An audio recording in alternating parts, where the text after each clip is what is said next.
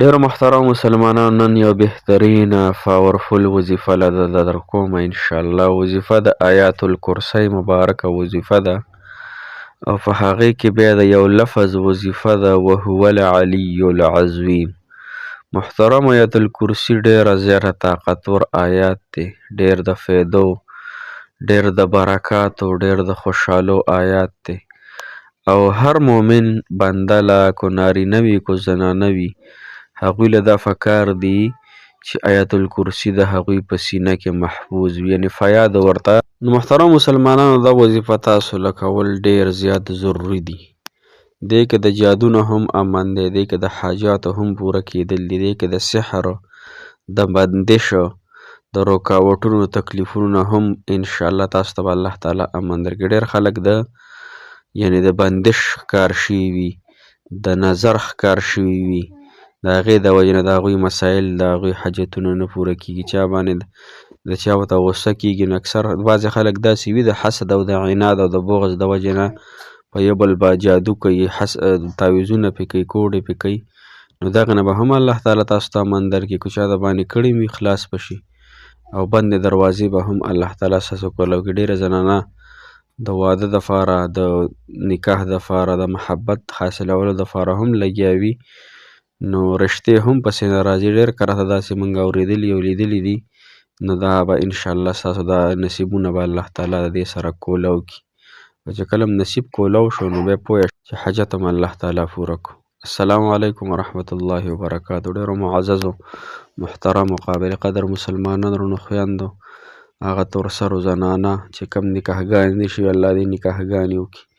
هغه نوجوانان چې نکاحګانې نه دي شوي الله تعالی دې نکاحګانې وکړي. الله تعالی د ټولو مسافرو حامي او ناصر مددګار شي. ډېرو محترمو مسلمانانو نن زموږ وظیفه د آیت الکرسی مبارکې ده. آیت الکرسی یو طاقتور آیات دی، آسان آیات دی. د دې درې قسمه وظیفې زه تاسو ته ښیم ښه.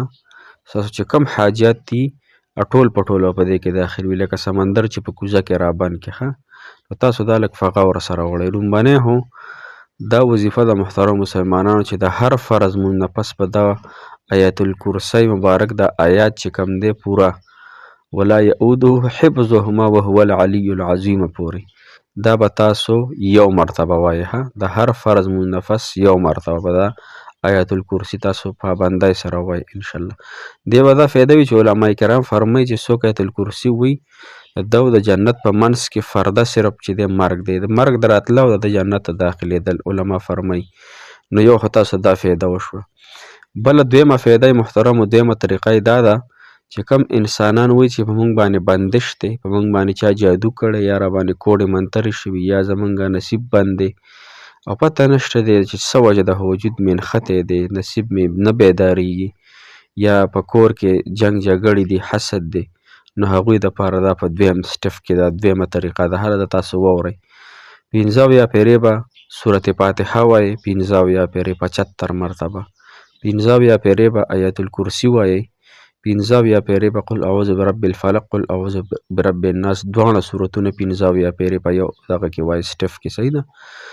دا 15 پیرې 15 پیرې 15 پیرې دا آیت الکرسی، سورت فاتحه، الحمد شریف، دغه آخري دوه سورتونه.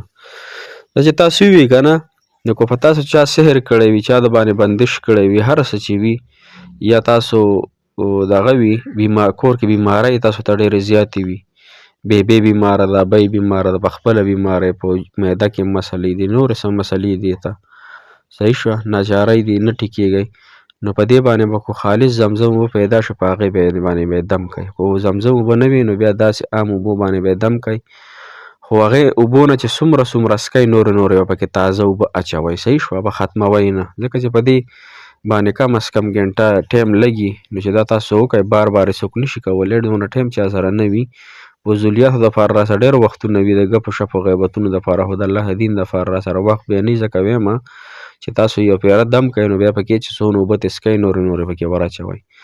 دا خو چې کم خلک بیمار دي یا کم خلک وایي چې موږ باندې جنات سحر دی، جادو دی، جنات دي، هر څه شی بندش چې دی، دا خو د هغوی دپاره شو.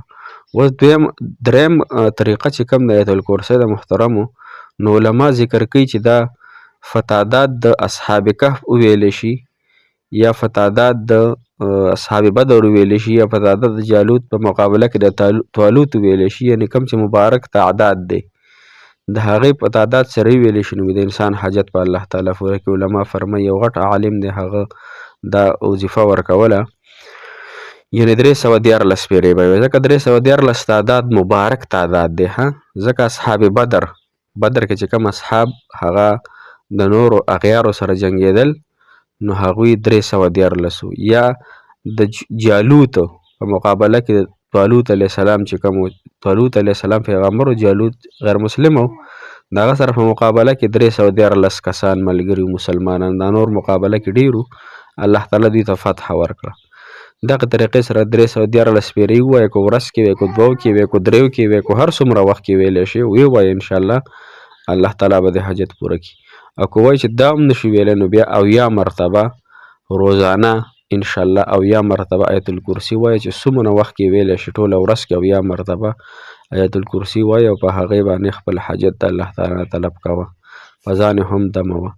آیت الکرسي نور هم ډېر زیات برکات دي محترم مسلمانانو. د هر قسم یارې دپاره، د هر قسم ټینشنونو غمونو دپاره دا وظیفه ډېره بهترینه ده.